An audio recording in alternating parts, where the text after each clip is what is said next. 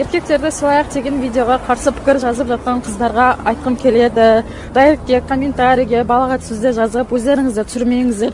Если еркектер сіздерді сыйлаудан қалса, кінәні өздеріңізден іздеңіздер. Жел болмаса шөптің басы қозғалмайды. Осы жер басып жүргеніміз еркектердің арқасы екенін ұмытпаңыздар. Құлақтарыңызға алтын сырға. Қыздар, негізі әйел адамның міндетіне күйеуінің туысқандарына, әке-шешесіне қызмет ету жатпайды. Яғни ол міндеттелмеген.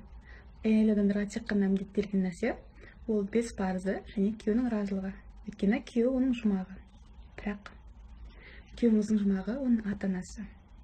Яғни ата-анасының разылығын алу жолында ол сізден әке-шешесіне қызмет етуін сұрауға хақысы бар.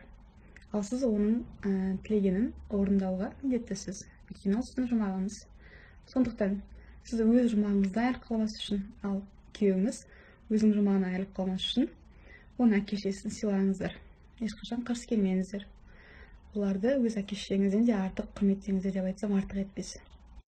Менің бұл тақырыпты қозғау себебім көптеген таныстарымның, құрбыларымның күйеуінің әке-шешесімен бірге тұрғысы келмеуі, оларға қызмет атқарғысы келмеуі. Қыздар, ойланыңыздар. Күйеулеріңіздің жұмағы ол сіздің де жұмағыңыз.